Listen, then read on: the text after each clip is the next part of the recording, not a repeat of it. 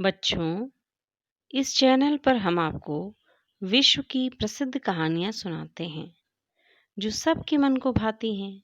इसी कड़ी में आज की कहानी है गोल्डीलॉक्स और 3 भालू। बहुत पहले की बात है।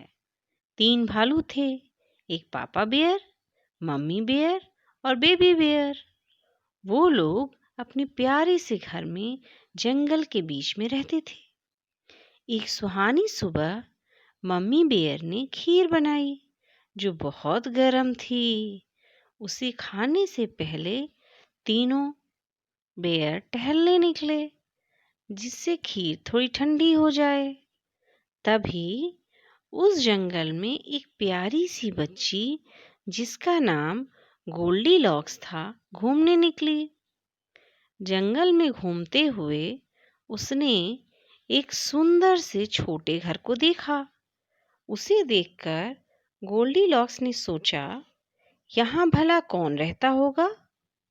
वह घर के पास गई और खिड़की से झांक कर देखा। उसे घर के भीतर कोई नहीं दिखाई पड़ा।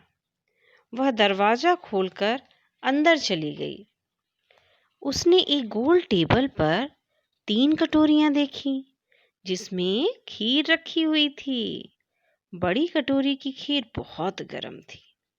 बीच वाली कटोरी की खीर एकदम ठंडी थी, पर छोटी वाली कटोरी की खीर बहुत पसंद आई उसे। वो छोटी कटोरी की खीर पूरी खा गई। जब गोल्डी आगे बढ़ी तो उसने 3 कुर्सियां देखी।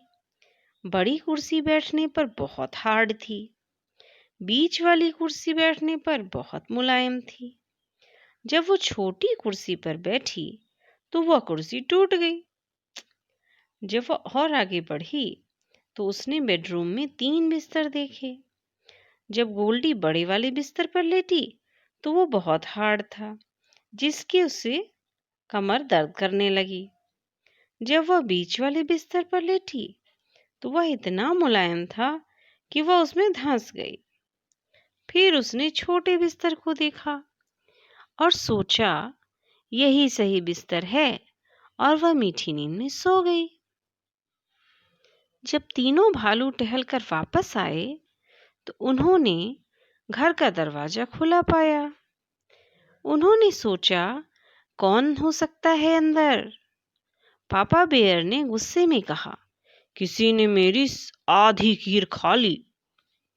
मम्मा बेयर ने हैरान होकर कहा, किसी ने मेरी भी खीर खा ली।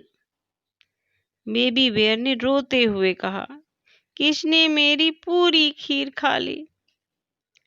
पापा बेयर ने चिल्लाकर कहा, मेरी कुर्सी पर कौन बैठा।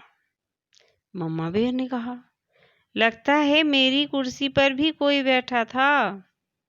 बेबी बेयर ने रोते हुए कहा, किसी ने मेरी कुर्सी ही तोड़ दी। इसके बाद तीनों बेडरूम की ओर गए और वहां पर गोल्डीलॉक्स को सोते हुए देखा। गोल्डी बेबी बेयर के नन्हे बिस्तर पर सो रही थी।